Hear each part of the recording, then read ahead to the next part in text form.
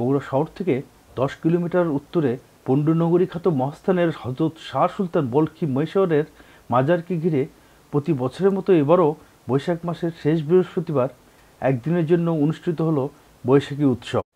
সকাল থেকে আসতে শুরু করে মাজার ভক্তরা।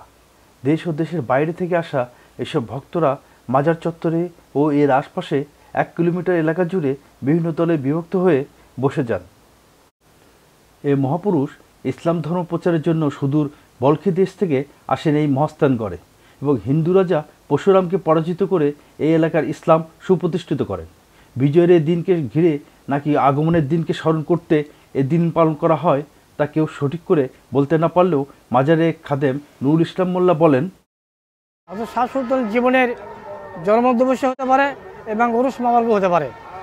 আর এখানে জিয়ারত উপলক্ষে বাবার দরবারে অনেক ধরনের নিয়ত করে আসেন এবং তার উছিলায় আল্লাহ পাকের উছিলায় নিয়ত তাদের পুরো হয়ে যায়। বৈশাখের শেষ বৃহস্পতিবার কবে আসবে সেই দিনটাই তাদের মন মানসিক পূর্ণ করার জন্য আজ দর্শক এখানে আগমন করে। মাজারের ভিতরের স্নিগ্ধ আর পবিত্র পরিবেশে দোয়া ও মোনাজাত চললেও বাইরে দেখা যায় অন্য রূপ।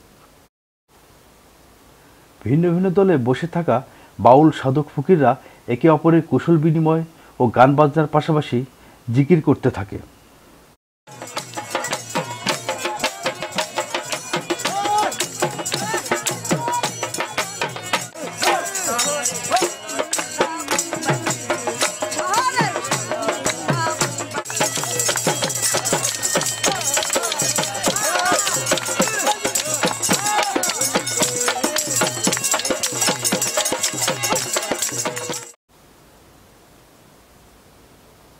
এই দিনে মাজার থেকে 100 মিটার দূরে পড়ে থাকা বিশাল একটি পাথরখণ্ডের অনেক মানুষই তাদের মনোবাসনা পূরণের জন্য দুধ ঢেলে ও টাকা দিয়ে ধন্য হন।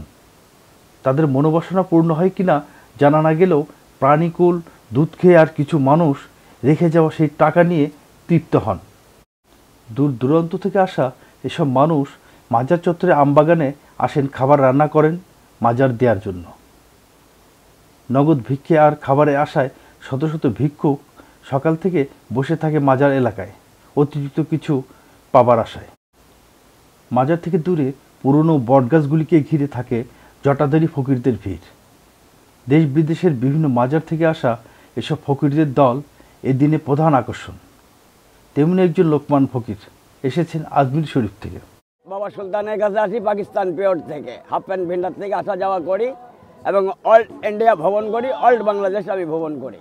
ভালো লাগে এবং হাজার হাজার লোক ভক্তবিন্দু আল্লাহর আশেকান প্রেমিক এবং দিন রাসুলের কথাবার্তা এবং দিন রাসুলকে আমরা ভালোবাসি, তাই আমরা পাগল অস্করণের খেলাপথে এবং হযরত আলীর কথাবার্তা এবং ভাব আলোচনা নিয়ে আমরা চলাচল করি। মাদক বিরোধী কঠোর আইনের কারণে তারা কিছুটা বিরক্ত। দিনের বেলায় প্রকাশ্যে সিদ্ধি নিতে না পারায় আড়ালেই সারতে হচ্ছে তাদের এ কাজ।